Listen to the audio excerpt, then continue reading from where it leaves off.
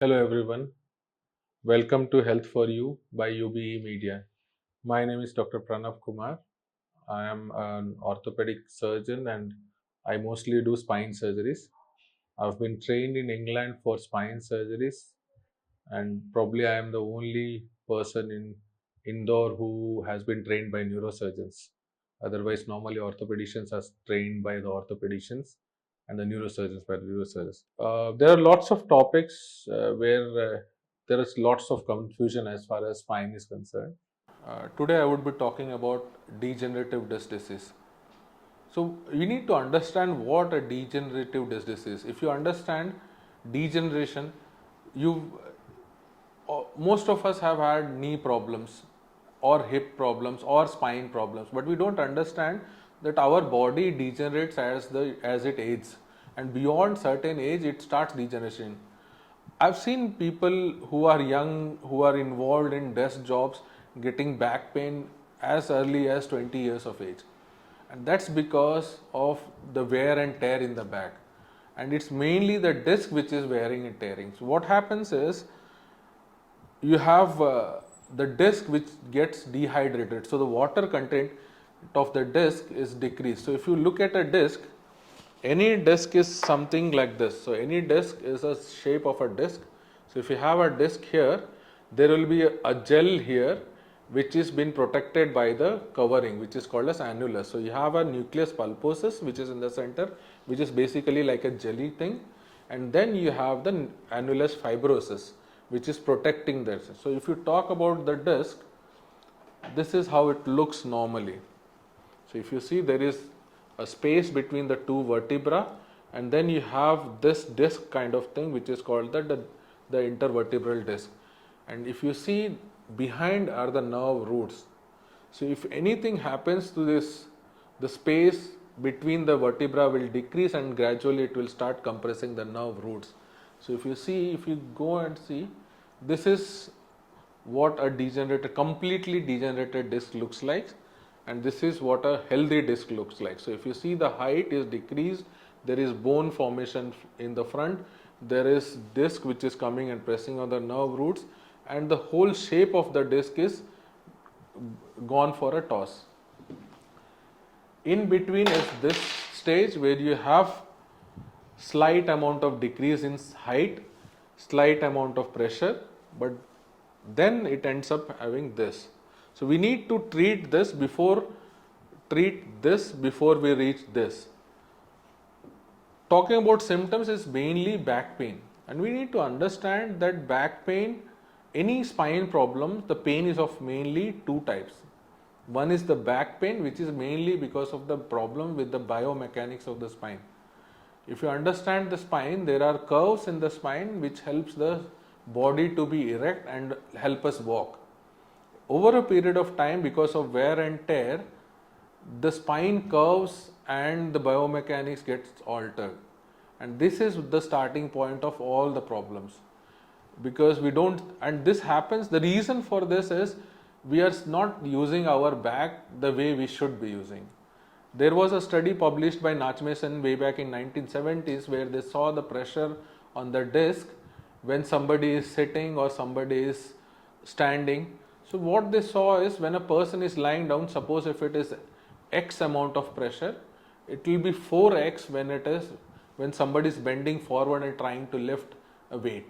So if you understand, the pressures on the disc is great, and we need to understand that our back has to manage all this pressure. The most important thing which helps the spine is the muscles, and if your muscles of your back are not strong enough, all the pressure will be on your back. The reason this happens is, you have back pain and we don't take care of the back pain, and then the muscles gradually degenerate, and this starts the perpetual cycle of degeneration, ultimately leading to all the problems. Some other problems are like, if there is any injury which has happened and caused damage to the disc. Arthritis can also cause degeneration of the disc and lead to degenerative disc disease.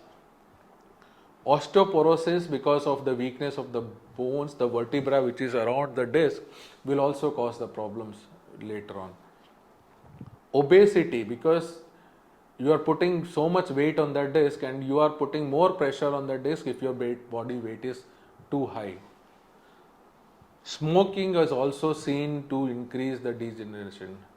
So if all those smokers, I would request to start quitting that smoking, because you need your back to be better. It's bad for your back also, and we need to understand that. But the biggest problem nowadays is because we are our bread earners.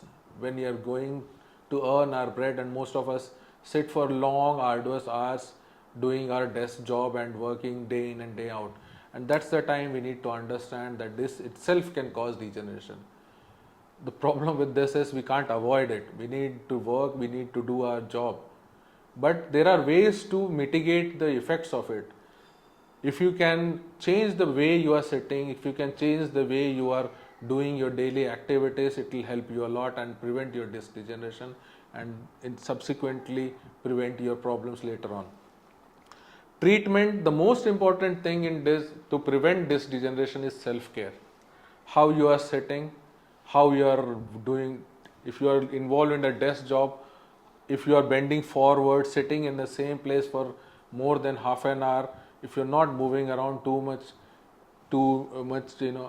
the rule of thumb is half an hour at a single place, not more than that. If you can move around after half an hour, that will help the back a lot.